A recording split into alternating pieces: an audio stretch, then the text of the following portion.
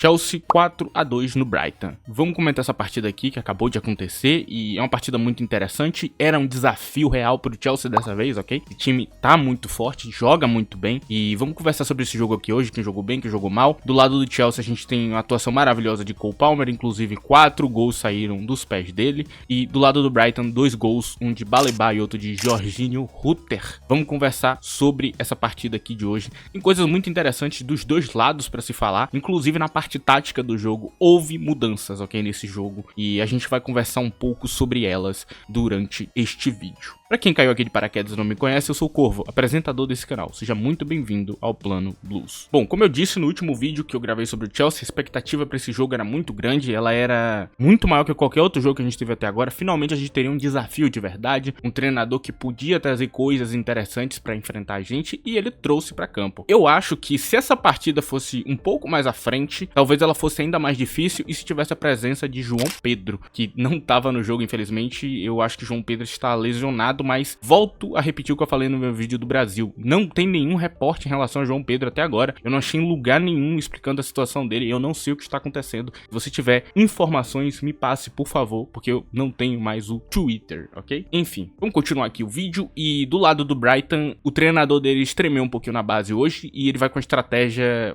meio fora do padrão. Ele sobe as linhas dele demais e sobe o meio de campo e faz uma linha super alta, super pressão. E obviamente isso gerou a maior parte dos ataques bons do Chelsea no jogo. É muito culpa do treinador do Brighton isso aqui, cara. E ele mudou a formação, ok? Mudou o jeito que o time funciona. Trouxe Hinshelwood pro meio de campo. Tentou fazer um jogo diferente do padrão que ele faz, né? Trouxe 3 meio-campistas pra fazer um duelo mais físico. Eu diria que ele não tava tentando bater na nossa construção, ele tava tentando mais construir com esses 3 meias e ficar com a bola mais no pé. Uma estratégia pra lidar com a gente, já que o Chelsea costuma ter mais a posse da bola. Do ponto de vista tático, ele teve uma ideia muito boa, mas a execução dos jogadores foi pobre. E eu diria que teria sido melhor ele ter mantido o plano anterior. O 4-2-3-1 super agressivo, eu acho que teria funcionado melhor contra o Chelsea. Ter um jogo mais direto e mais rápido e ter dado mais a posse no pé do Chelsea. O que a gente aprendeu sobre o Chelsea, inclusive, coisa que eu falei aqui no canal, é que quando a gente tem a posse da bola, a gente expõe mais o time, porque nosso lateral invertido fica no meio de campo, e aí tem aquela coisa de ficar espaços em algumas partes do campo, e seria mais fácil dele explorar esses espaços e essas lacunas. Do jeito que ele fez, forçou com que o Chelsea ficasse mais defensivo. E isso fica claro nos mapas de calor de Malo Gusto e Marco Cucurella. Eu vou deixar eles na tela. Estão vendo que eles atuaram bem, muito, na esquerda e direita de cada um, bem fixados ali, ok? Você nota que a inversão foi bem menor do que o normal, e quem estava invertido na maior parte do tempo era Malo Gusto, mas minimamente ele estava muito preocupado, inclusive essa instrução do treinador,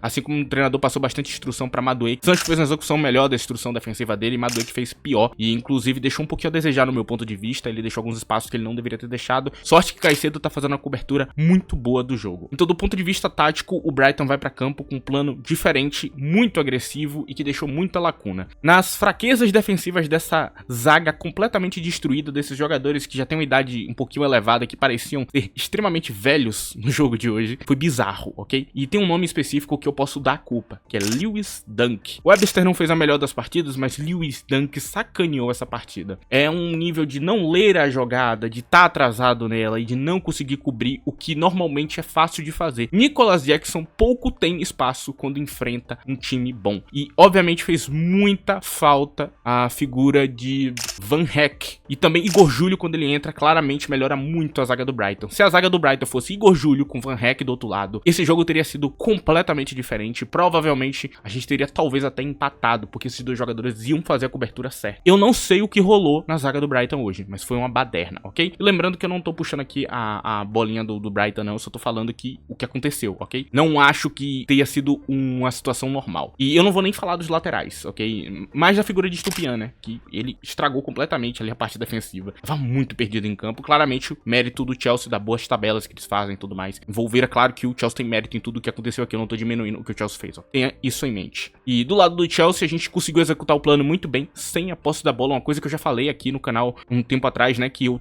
tenho gostado bastante do Chelsea quando ele não tem a bola no pé, que ele ele consegue ficar mais defensivo, que ele consegue ficar mais reativo nessas tabelas rápidas que lembra muito times italianos. Lembrando, o Enzo Maresca é um treinador italiano, então ele tem essa raiz dentro dele, coisa que normalmente dentro do guardiolismo não é muito... como é que eu posso dizer, permissivo, né? Você tem tanta posse da bola que você às vezes não consegue criar esses contra-ataques rápidos. É uma coisa que Enzo Maresca faz com maestria e ele tem feito aqui no Chelsea, trazendo essa identidade que lembra um pouco mais o Manchester United, né? O Manchester United que é conhecido por tabelas rápidas e daqui a pouco sai na cara do gol. E hoje aconteceu isso muito bem, né? Palmer, ele consegue as chances de gol dele em cima disso, em cima de aproveitar as fraquezas defensivas do Brighton, em cima de aproveitar que os zagueiros pareciam muito mal fisicamente. Eu não sei explicar o porquê, mas aconteceu e a gente foi muito bem. Na figura de Palmer a gente vence. Se Palmer não tivesse nessa partida, essa partida teria sido completamente diferente. Eu não sei se teria sido um empate, eu não sei se teria sido uma vitória mais apertada, e eu não posso dizer isso aqui. O que eu posso dizer é que ninguém faria o que Palmer fez no jogo de hoje. A partida de Palmer é absolutamente perfeita. Ele foi genial, não tem outra palavra. Tem gente que reclama que eu uso muito essa palavra, e eu vou usar, porque são 4 gols, uma nota 10 no SofaScore, e Man of the Match, e merecido. Foi incrível o que ele fez em campo para esse time, desde a parte de construir o jogo, desde a parte da marcação e também de chegar à frente do gol e ser letal, coisa que Nicolas Jackson não conseguiu, ok? Então, sim, eu vou elogiar Palmer aqui porque, mais uma vez, ele foi o melhor jogador nosso em campo e talvez seja nosso melhor jogador em atividade atualmente. Ele e Nkunku estão um patamar acima na parte de desempenho, né? Eles entregam demais em campo. Depois de ver uma linda atuação de Nkunku, agora a gente vê uma de Palmer. Basicamente é isso, cara. O jogo foi bastante pegado, não foi fácil, apesar do 4-2 e poderia ter sido 5-2, também poderia ter sido 4-4 ou 4-3. O Brighton criou boas oportunidades, o Brighton teve como ampliar esse placar e obviamente muitas falhas na construção final ali, em uma passada a mais de Kaoru Mitoma, em uma passada a mais de fulano de tal, eles acabam errando ali na hora de fazer a transição e não conseguindo concluir a jogada, sendo que nossa zaga às vezes estava meio desposicionada. Então talvez o Brighton faltou a figura que ia trazer esse jogo a mais, talvez o João Pedro, né, da vida, eles não tiveram nas suas mãos, ok? Eu tenho que deixar isso aqui bem claro. O Brighton, ele não joga mal, ele joga mal só na parte defensiva, na parte ofensiva eles entregam, e muito bem, ok? A gente foi bastante agredido e nos defendemos bem dessa vez, ok? Deixa isso aqui bem claro. Eu acho que agora eu passo pra uma parte de falar de quem jogou bem ou mal dentro dessa partida. Eu acho que, obviamente, Cole Palmer foi o melhor jogador do nosso jogo, mas eu tenho que falar também de Jadon Sancho. Partida maravilhosa de Sancho, uma leitura muito boa do jogo e também de Moisés Caicedo, cara. Eu gostei muito do que vi Caicedo fazendo hoje no jogo. Caicedo parece estar muito mais confortável com esse esquema do que Enzo Fernandes. E eu vou entrar nessa questão um pouquinho mais à frente. Nós temos Wesley Fofana, que pra mim fez uma partida também muito boa. Boas leituras de Wesley Fofana, ele foi muito bem na zaga. Apesar de não ganhar uma grande nota, né, Coyle aqui tá com a nota maior, eu achei a partida de Fofana melhor que de todo mundo. Eu gostei do que ele fez no campo e ele tava ali muito bem ali, vendo o que tava acontecendo pra ler a jogada e antecipar ela. Eu gostei dessa parte dele no jogo, cara. De resto, eu não tenho muitos mais elogios, até porque foi um jogo muito pegado, não deu nem tempo de ninguém fazer nada, a galera tava muito mais cumprindo função tática que qualquer outra coisa. Do lado das partes positivas do Brighton, eu posso falar do nome de Carlos Baleba, que fez uma partida maravilhosa. Depois de Palmer, pra mim, ele é o segundo melhor em jogo. Incrível o que o Baleba fez, ele comeu o meio de campo sozinho, né? Porque Wiffer e Hinshelwood estavam jogando bem mal. Wiffer parecia extremamente perdido em campo, junto com a zaga, e Hinshelwood também. E aí a gente tem na figura de Kaoru Mitoma e Jorginho Rutter as outras boas jogadas do jogo, ambos jogaram bem. A partida termina por aí do Brighton, de bons jogadores, não tem mais ninguém pra elogiar também. E agora eu sigo pros maus jogadores da partida, vou começar pelo Chelsea. Nicolas Jackson foi pra mim um dos piores em campo, uma partida que é assustadoramente podre.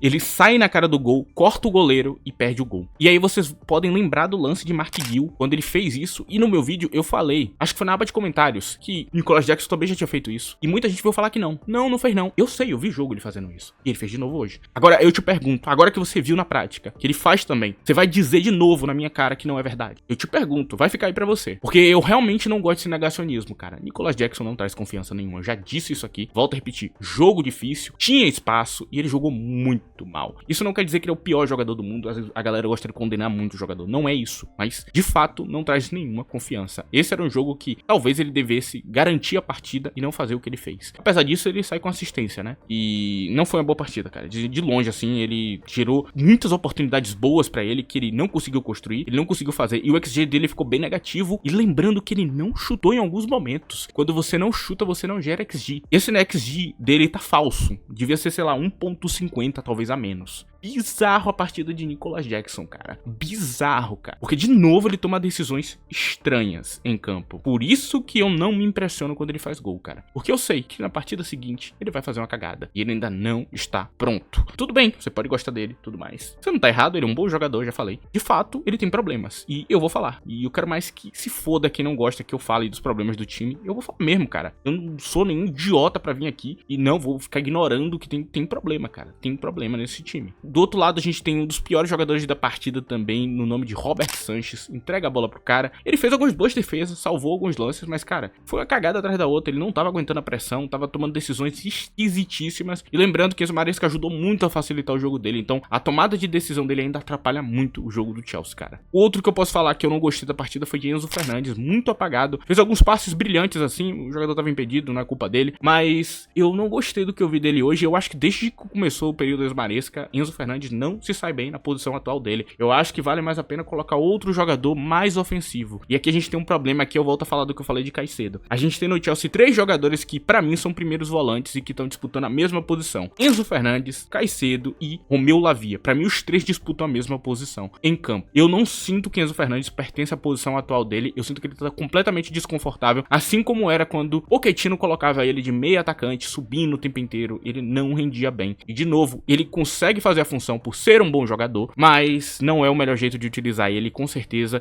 vale mais a pena testar outros jogadores a partir de agora. Eu sinto que Enzo Fernandes, ele não vai render nessa posição e a gente vai ficar nessa insistindo porque ele custou caro. E eu acho que vale a pena fazer um teste aí de um Caçadei da vida, de um outro jogador e ver como é que sai, cara. Porque tá difícil a situação de Enzo Fernandes, cara. Eu não gostei da partida dele hoje. Ele faz alguns passes legais ali no começo, depois eu não vi mais nada de interessante dele. Realmente foi meio morto o jogo dele e dependeu muito de Caicedo fazer as coisas ali. Inclusive Caicedo consegue até criativamente trazer algumas coisas que Enzo Fernandes não trouxe pro jogo. Da parte de jogadores ruins, eu acho que acabou por aqui, não tem mais muito quem falar. E aí eu posso falar agora, acho que do Brighton, né? E eu acho que eu já falei dos dois, né? O Webster e Dunk, terrível. O Wiffer foi mal também. Talvez seja a questão da adaptação da liga, ele não tá pronto ainda. O ritmo mais rápido, né? A Eredivisie é bem mais lenta. E a Bart Verbruggen. Bart Verbruggen é um goleiro muito bom e hoje ele falhou demais, cara. Demais na saída de bola. Tava completamente perdido em campo, não tava aguentando a nossa pressão. A pressão alta de Maresca funciona com perfeição e a gente consegue roubar a bola e confundir a linha de construção dos caras. Não é aquela construção super elaborada. Roberto De Zerbi, que conseguia lidar com pressão com maestria, com certeza ele teria feito uma coisa melhor nessa parte. A construção é mais simples do lado de Fabian Husler. Nesse ponto, a gente consegue punir muito o goleiro do Brighton, cara, que foi muito mal. Eu acho que basicamente é isso, cara. Este aqui foi o jogo do Chelsea contra o Brighton. Eu acho que eu falei tudo que eu tinha pra falar. Eu vou falar aqui nesse final sobre o treinador Enzo Maresca. E antes disso, eu vou pedir pra você que não esqueça de deixar o like e, se possível, compartilhar esse vídeo com um amigo seu. Ajuda muito o canal. Qualquer uma dessas ações já ajuda muito. Um ESCzinho ali, um clique, vai no celular, dali, vira, dá um cliquezão, já ajuda pra caramba o canal. E você não precisa fazer mais nada, não precisa de dinheiro, não precisa nada. Só esse seu like já vai ajudar pra caramba. E no final eu tenho que falar um pouco de Enzo Maresca, cara, que eu acho que as pessoas interpretaram muito errado o que eu falei dele. E, cara, eu não odeio o Enzo Maresca, eu vou repetir isso mais uma vez. Eu não acho ele um treinador ruim. Eu vou repetir mais uma vez o meu argumento pra ver se entra na cabeça de vocês, cara, de uma vez por todas. A minha visão sobre Enzo Maresca, note que eu falei isso desde o início.